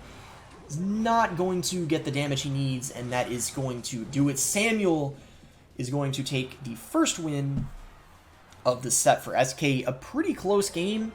I feel like both players played very well. Maybe Vitor, if he could have prevented just one of those Ram Rider connections, just one. Maybe Bassotto.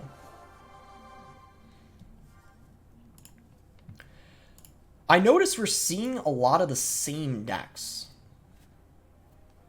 That Ram Rider Bridge Spam deck seems to be played like every other game. RG like every other game.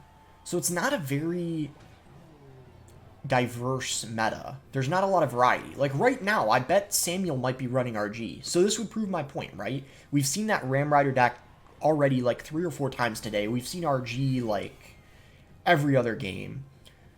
So the meta is just dominated right now by a few decks. There's not a lot of variety. And SurgicalGoblin looks like it's his turn now to run that Ram Rider deck that Samuel was running, and then Samuel running RG. As we already knew, because we saw the log, we saw the monk, and the phoenix. And when you see those 3 cards, you can pretty much already assume in this meta that it's going to be RG. And the fisherman confirms it, so now we know it's RG against the Ram Rider deck. No surprises here, I guess, after the matches we've seen today. Samuel getting aggressive already. I don't know how I feel about that play. I guess he did get a lot of damage, but I guess it ends up working out for him. Yeah, I mean, he got a lot of damage, and the Phoenix that spawned from Surge isn't going to help him much at all. So that was a really good play by Samuel. Really good recognition on, you know, when to be aggressive. I guess the reason why that worked so well is because he was able to tank for his, you know, his Phoenix with the RG, and even though Surge had his own and a monk, Samuel was able to win the bridge battle, and he didn't get punished at all for it, because you see he wasn't put in an elixir deficit or anything, so it was just a very clean push by Samuel. And once again, pressuring. Very interesting that he's going the other lane, though, because he got more damage in the left lane, but that's what you have to do sometimes with RG. You see that a lot with RG against building decks, like Mortar or Bomb Tower. You have to go for dual lane pressure, but you don't see that as often against a bridge spam deck, so that's why it was a little more surprising to see. But sometimes if you have a lot of support in one lane, it's so tempting to go for that RG because you already have support cards with it, and that's, I think, what Samuel's thought process was there. But it's anyone's game at this point. Surge had a really good counter push. The Ram Rider was really tricky for Samuel to defend because without a building, you have to overcommit on it so much. Because even though the Fisherman's a decent counter, it's not one that's always going to be consistent because it can be fireballed away. It can, you know, it can be, in this case, it can actually be zapped because Surge has a zap. And, ooh, look at the left lane. A little bit of damage. Not as much as the right, so I guess it doesn't matter. But look at this. I feel like Samuel's starting to get overwhelmed. Magic Archer comes in. Skeletons to protect. Ooh, but it still goes down. So Magic Archer didn't end up getting a lot of value there. Wow, I don't know. Oh, wow, wow. The Ramrider's raged. Monk doesn't push it in time. Fireball has to come out. And another connection comes in. Wow. That was incredible pressure by SurgicalGoblin. This Ramrider deck, the more I'm watching it, the more broken I feel like it seems. It's just, you know, every time I see it, it looks like it's so difficult for the other person to stop it. It just pairs so well with the Monk and the Rage. RG gets one shot. I guess an important hit because that's going to be, you know, the start of Samuel potentially making a comeback here. He's going to need a whole lot more of those, though. Probably like 4 more RG hits, but in the meantime, he needs to defend these Ramriders, and this is probably it, because Surge just needs, yeah, at this point, just a Fireball Zap, and it's over. So this is a last chance effort for Samuel here. So unless Surge throws, he should be fine, and he's not going to. Sorry for that low battery. I guess I need to plug my phone in. So this is a very important match for SK. For Liquid, not as much, but I think we know that Liquid still wants to win, even if it's impossible for them to qualify. So Phoenix from xopxsam, no surprise there. I mean, Phoenix is in every deck, so it's probably not even... It's like, whenever someone plays a Phoenix, it's probably not even worth mentioning, because it's like, well, it's more weird if they don't have a Phoenix at this point. So RG from SurgicalGoblin, again, RG, pretty much strongest deck in the game right now, at least in competitive. We're seeing it almost every match. And then Sam. Looks like he might be running a Ramrider deck, a different variation, because you see he's got the Inferno Drag, he's got the Mirror, and this is what I was talking about. Sam likes running these kind of like creative decks that are a little bit like interesting. They're still meta, but there's a couple tweaks, you know, there's a couple small changes in them. And you see Sam using the Freeze, the Inferno Drag. I would assume, though, this is still a Ramrider deck. I don't know for sure, because maybe it's a balloon deck, but I don't know. I feel like it could be either one. But we know it's going to be balloon or Ramrider. So Surge saw an opening with the RG, ends up playing that, but the counter push now is going to be maybe a little bit of a problem, because he's got the Phoenix to deal with, and then one that just hatched in the other lane. So 2 Phoenixes, and then Sam has enough Elixir Send and a balloon, and if Surge doesn't have... Oh, he doesn't have a Hunt or anything, so Freeze comes in. Fireball is going to have to come out from Surge, but even with the Fireball, 2 balloon hits come in. Sam in control of this match now, or in better control than he was. Still losing, but he's in a much better position than he was, because at this point, if he just gets 1 more balloon connection, he's in a very good position at that point. Monk getting guaranteed damage, though. That's part of what makes the Monk so broken. The fact for 1 Elixir, you just get a free couple hundred damage on the tower. Kind of wild. Goblin hit comes in too. Lumberjack, though, damage both sides. I feel like both are taking chip damage. I don't know if they're necessarily slipping up their defense. It's just that it's kind of hard to prevent everything. So Balloon gets in same time as the RG. This kind of feels like a base race, because... Oh, Zap comes in, the Balloon, oh, does get the connection it needs, Freeze comes in, Fireball, oh my gosh, it does not come down in time. That was there's so many intense games we're having today. Wow, that really come down to just 1/10 of a second. Oh my. DiegoB is another player who, you can't really say he retired and came back. to the extent of SurgicalGoblin and KaNaRiOoo. He didn't take as long of a break, but it did really feel like he took a break for a few months, and then now he's back. I feel like it's kind of common for players on Team Liquid. You know, it just happens to be that a lot of the players on there kind of like to take a break and then come back to the game.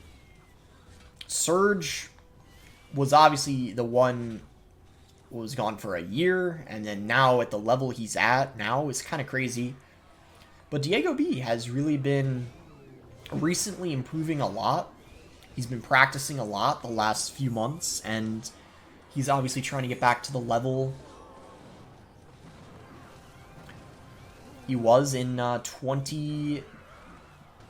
forget the exact year, but 2019, 2018, all those years. A lot of the players on Team Liquid are super OG.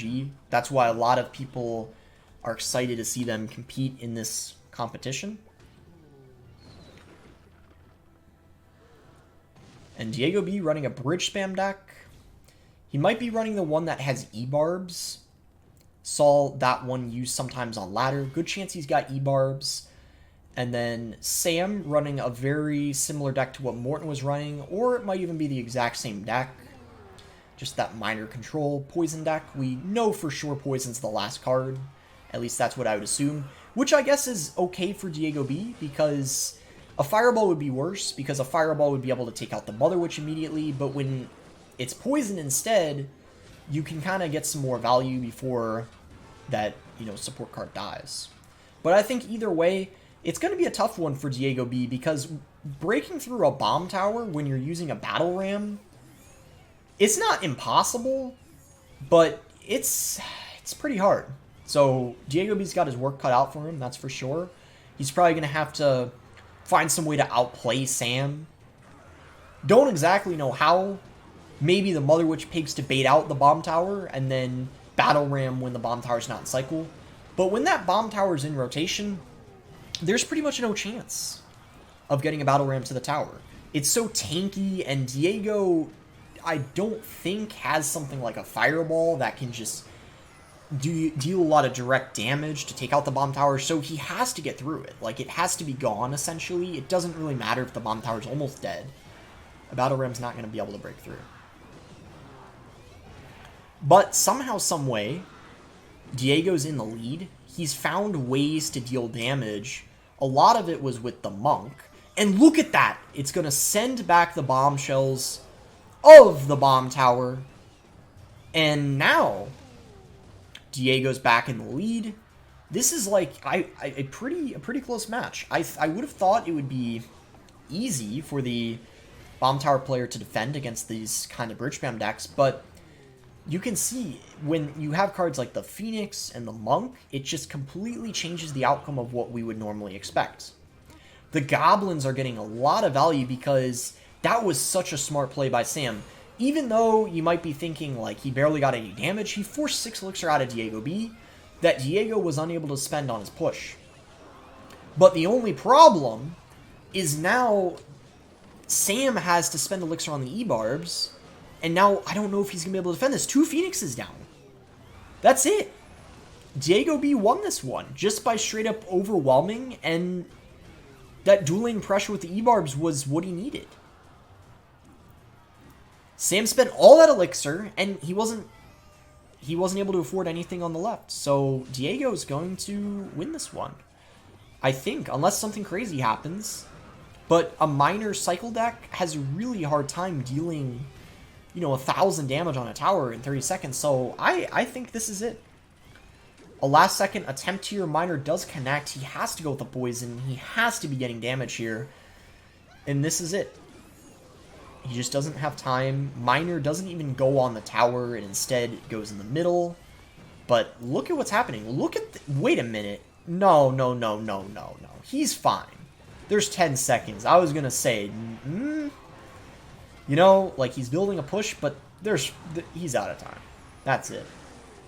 That was a great, I think demonstration by DiegoB of how to play bridge spam, because a lot of bridge spam players don't like playing against something like a bomb tower.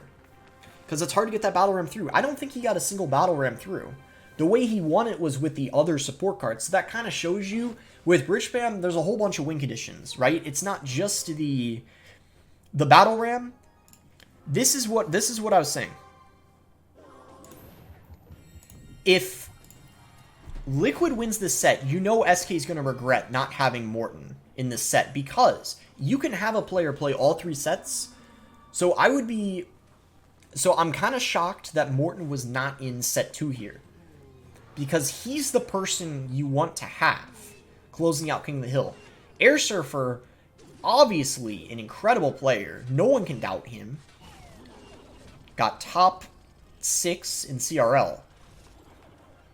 But Morten, you gotta have him in King of the Hill.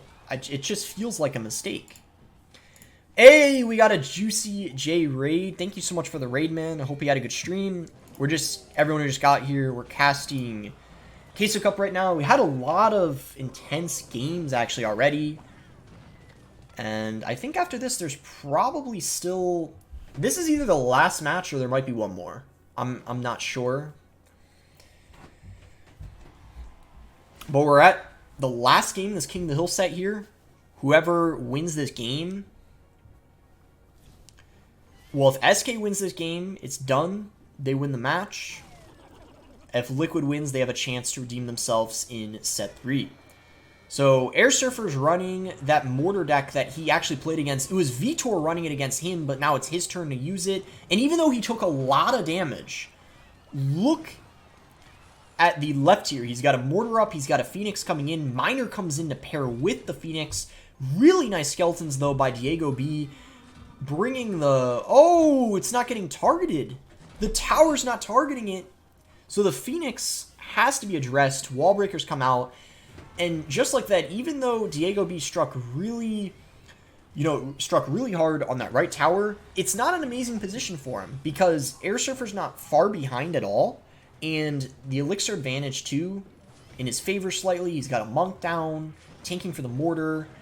You can use that ability. And this is, yeah, anyone's game at this point. It killed the Magic Archer. That Monk is broken for 1 Elixir. Able to take out support cards like that. That is why it is so strong. And I would not be surprised at all if that card needs, another nerf in the near future. Because clearly that emergency nerf, I don't know if it was enough, guys. I don't know. Inferno not going to hit the Mortar. A little bit of a mistake there by DiegoB. He probably didn't even need to play that Inferno, because he had stuff down already and could have tanked for it, so it kind of was a little bit of a waste of Elixir.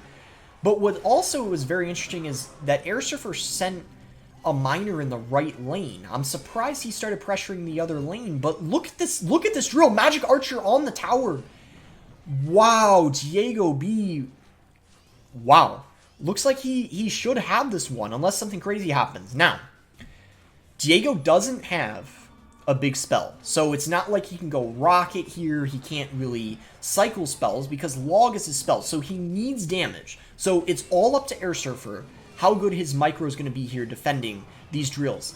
But that's it. It's looking worse and worse for Airsurfer. It's not over yet, but look at the Bandit in the other lane, and he's got a whole lot of work cut out for him. He needs to get 1,600 damage on the other tower. 2 Phoenixes, though. 2 Phoenixes are down. Look at this, and a Mortar. The egg I don't think is going to hatch, though. Bandit is able to deal with it, but I don't know, guys.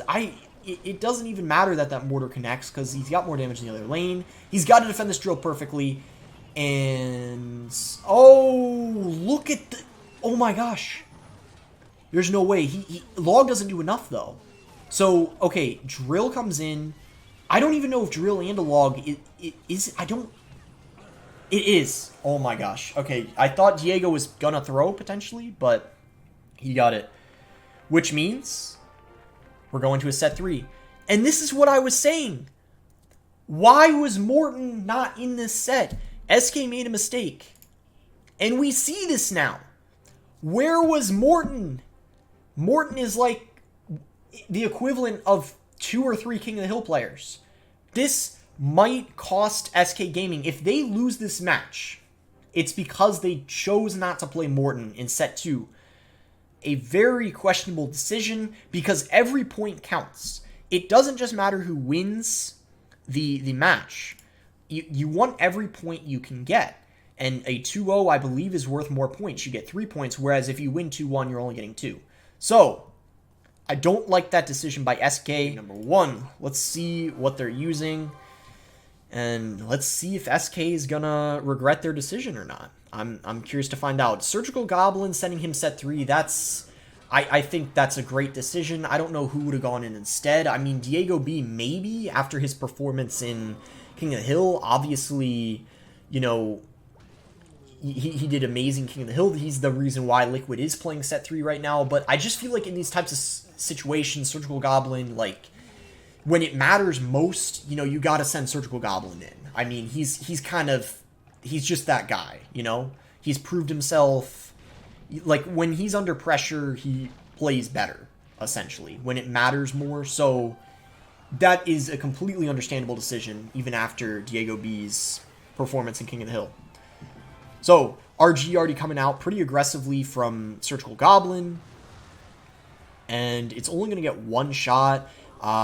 So, I don't know if that was a great RG. I guess it depends on if he's able to defend this counter push. Looks like it's not going to be too much of a problem. That E-Spirit and Ghost, really nice combination there. I don't know if he's got anything for the mortar, though. Let's see what he's got. He has to go Fisherman. So, not a great answer to that mortar. Distracts it a little bit, but not really going to be, you know, the best use of Elixir. But it ends up actually working out. It got a shot on the tower. You know, I have to say, I kind of take back what I said. It got a hit, but then again, the mortar just got a hit. So, there you go. Maybe Surge being kind of smart here, because as you can tell, he doesn't have the Monk or the Phoenix in his deck. So, if SurgicalGoblin wins this game, you got to imagine he most likely is going to win the set. Because not only is he up a game, he also can use the Monk and the Phoenix, and Samuel cannot. Because look, Samuel has both the Monk and the Phoenix. So if you're Samuel, you really have to win this game right now. Because you're in a horrible position if you go down this game having the Monk and the Phoenix against someone not using the Monk and the Phoenix. Because they're going to have it available later. So, see if his defense is good here. Phoenix is getting a ton of value, as you'd expect. It's completely broken. And very, very close match. It really could go either way at this point. The problem is, though, is you do not want to be going in for a Queen, same lane as the Monk, because it just fully counters it. So, oh, but it went down. It went down. Ability did nothing. It died before it started, you know, reflecting the projectiles. I don't know, are we going to see an RG here? Maybe an RG in the back? Right now we're just seeing Surge cycle support cards. He's playing kind of passively, but now here we go. We see the RG come in. I assume we're going to see a mortar. There's the mortar. Even though Samuel doesn't have a ton of elixir, oh my gosh, no, he is going to take a lot of damage. Ice Spirit is going to stop the RG, but it still ends up getting a shot, and that lightning damage come in. It's not looking too good for Samuel right now. But if he can stop the future RG pushes, if, you know, an RG doesn't get any more hits the rest of the game, he could win. Because Surge doesn't have a lot of answers to the miner. The best answer he has to the miner is a giant skeleton, but that's 6 elixir. That's a 6 for 3 trade. So with that in mind, it's so easy for Samuel to outcycle it. So if he starts spamming miners and triple elixir, he could definitely turn things around. But he cannot let another RG hit come in. I think if an RG hit comes in again, then it's potentially GG. And yeah, I mean, Surge might even cycle lightnings. Maybe he doesn't even need to hit the tower, or he needs the RG to hit the tower, because the lightning is already a lot of damage that it deals. But this is what I was talking about. Do you see? He's got nothing for the miner. So, miner's getting loads of damage on the tower, and it's an even game now. It's anyone's game at this point. Lightning probably... Oh, it comes in on the mortar, but it... Oh! That is a huge RG hit. Wow. That RG hit might have just won Surge the game, but the Monk is guaranteed damage. Oh, no. Oh, no. The Monk, it's guaranteed damage. Look at that. And then the poison, too. Oh boy. Oh boy. Okay, RG coming in again. Miner coming in. Does he have anything? Oh, he just... Okay, the miner though. Ah, that's it. That's it. I don't think he can get the... Oh, wow. Great defense at the end there by Samuel. He didn't throw. That was so close though. I feel like SurgicalGoblin, he played that really well. I mean, making a match as close as that when you don't have the two most broken cards in the game and you're playing against them, SurgicalGoblin.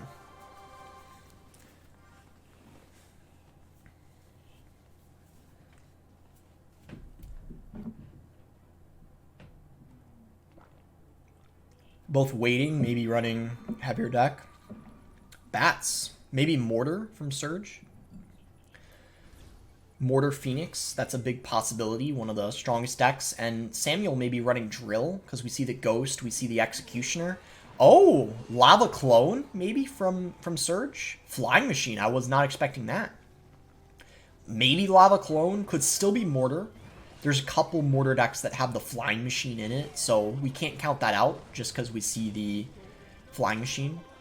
And already a really aggressive push from Samuel, taking a very nice lead early on. And this is looking like Lava Clone, but unfortunately for SurgicalGoblin, he's running into Executioner Tornado. And let me tell you right now, folks, when you're running Lava Clone and you're against Executioner Tornado, that is not what you want to see at all. Not what you want to see. Because we all know Tornado does really good against Lava Clone. The key spells, right, are Tornado, Poison, and Arrows. But when you also have the Xe with the Tornado, that's just 10 times worse. So it looks like the gamble for SurgicalGoblin is not going to pay off here. I think the idea behind this was Samuel used Poison in game 1, and in their analysis they probably were thinking Samuel probably won't go for a Tornado or a Arrow deck in the next game. Sadly though, for them, that is not going to be the case at all. Not only does he have the Tornado, he's also got the Executioner, and that absolutely wrecks Lava Hound. So we could already assume that this is not looking good for SurgicalGoblin, but we'll see if he can somehow, you know, a miracle could happen or something. But as expected, he's going to lose his tower, and the defense for Samuel should just be, you know, really just easy here, unless he messes something up, like a bad Tornado. But I feel like there's just really no way for Surge to break through. You see that Xe just making quick work of that Lava Hound. Phoenix can't really do anything. Xe is one of the only cards in the game that I would say counters the Phoenix. It's very good against it, which is why we're seeing a good amount of Xe this meta. And as we expected, just from seeing the matchup, Samuel Bassotto is going to win this one, taking out SurgicalGoblin. So it ended up working out, even though Morten wasn't sent in. I got a little scared for SK Gaming. I thought, no Morten in set 3? What, you know, why? But Samuel, you know, third in World Finals, like, obviously one of the best players in the game. That's it, Queso Cup Day 5. What a wonderful day. And again, one more time, thank you so much to Boss for sharing the content with us so we could keep all of the competitive CR esports stuff right in one place. Give him a follow again. All the links are down below, and we'll see you back here for more Queso Cup action.